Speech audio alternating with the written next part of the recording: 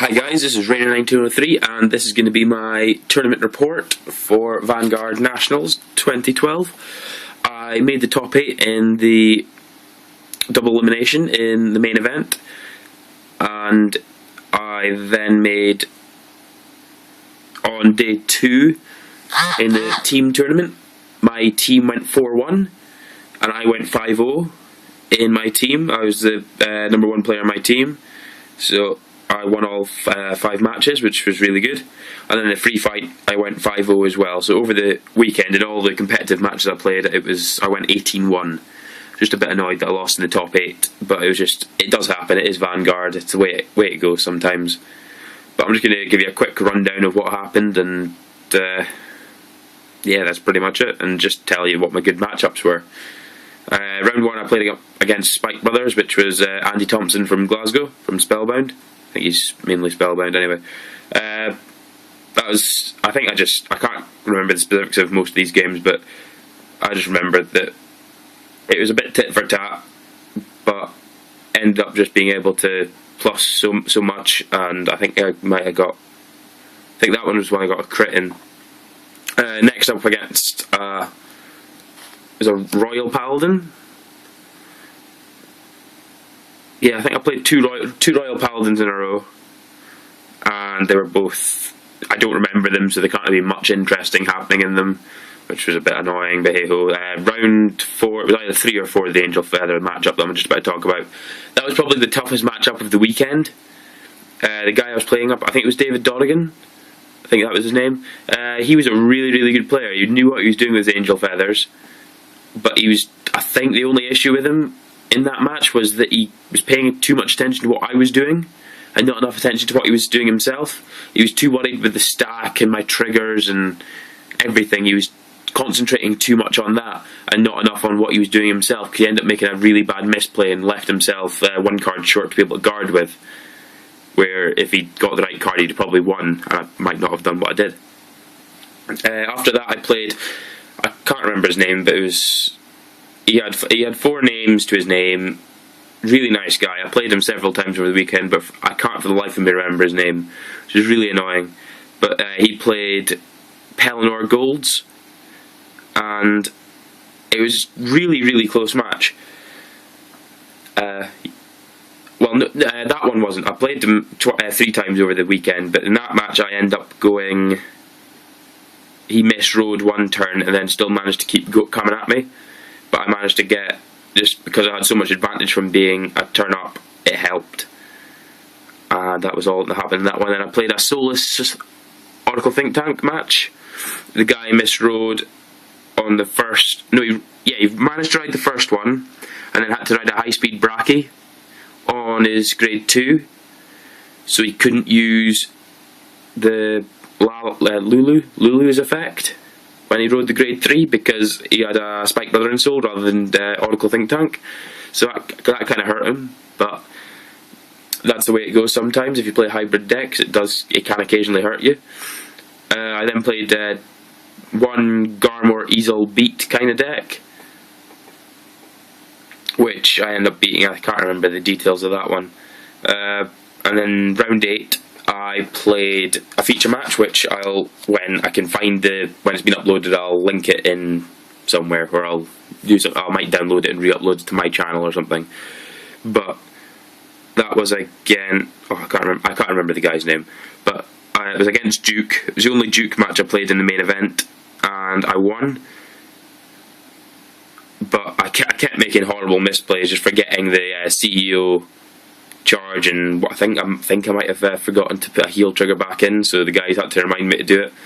Absolutely horrendous. I was running on empty by then. I'd been up since about 8 AM. I was driving for the whole weekend, so it didn't really help. But I managed to win it. I'll link to the feature match so you can have a look when I get a hold of it. Then in the top 8 I had to face Andrew Lamb. He was playing Spike Brothers, and I think if I'd managed to get the ride off, it would have been a much closer match, but I just completely misrode. Had to go into Gemini, and I had no grade 2s. I topped a Tom, and I was like, well, I've got to ride the Tom, I've not got anything else.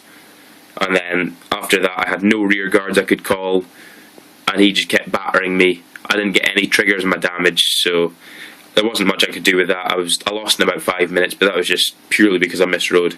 It's a bit annoying that there was only 3 non-gold players in the top 8, and it was a bit annoying that 2 of us got matched up in the top 8 rather than further on. But that's the way the draw goes sometimes. There's not much you can do about that. But that was my main event. I was really, really happy with going top 8, as there was 288 people there, and being in the top 8 felt really good, seeing as I've not done particularly well in other events. But yeah, so day 2, in the team event, my team went 4-1, and in my team, I was player number 1, and I went 5-0. I played against the same Gold Paladin Pelennor deck that I did in the main event, but it was his mate that was playing it rather than him. I can't remember his name, it's really annoying me. But yeah, so I managed to beat that. I think they were just a bit unsure, wasn't too experienced with running the Gold Paladins like that, which didn't really help things. So I won that one. Then game 2, I played up against it looked like a trial deck, Royal Paladin deck with a couple of random hollows put in. It was very, very bad. The player was very, very bad, and he was very, very cocky about it. And at the end of the game, if I'd got my Mega Blast off, I would have won and you would have been losing. And I was like, well, I've still got 12 cards in hand. But hey ho, you're always going to have players like that in a card game. But he wasn't very good, so hey ho. Then I played Spectral Duke, and this was against the Newcastle guys that ended up going on to win the team tournament. And I can't remember the guy's name that I was playing, but he was playing Duke. It got to the point where I was running on pretty much empty. He was running on pretty much empty. He managed to... I looked at my hand, I had 20k of guard and a perfect guard. I thought, right, he's got his Duke. And so he attacked with his Duke. After he has attacked with a rear guard, I managed to intercept for that one. He attacks with that. I put down the 10k and I say one trigger. He checks his twin drive, no triggers. Didn't look very happy with that, but I had to guard with what I could. So he does the limit break, and it's 11k versus my 11k. So I put down 5k and say 1 trigger, and he doesn't get a trigger.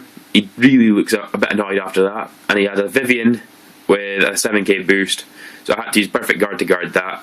So my turn, I drew and attacked his Vanguard. He put down enough for 1 trigger, and I got a heal. I think it was a heal trigger I got, and he didn't get a heal, so that was the end of that one.